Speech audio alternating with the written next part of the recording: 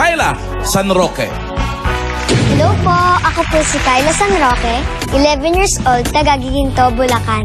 Si Kyla, mabait siyang anak, mabait siyang kapatid. Siya ay matulungin din. Sa katunayan, siya yung kasakasama ko sa mga gawain sa bahay. Talagang napakabait at napakasipag na bata ni Kyla.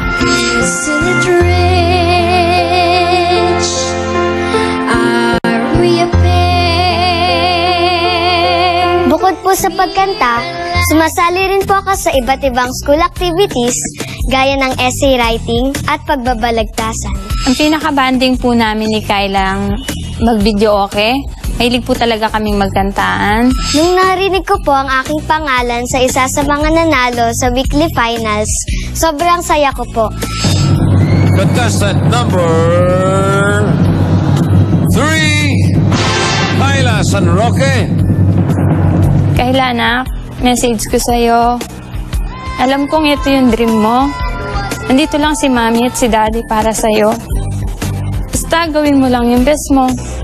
Kung anong bigay na nasa taas, tanggapin natin, anak.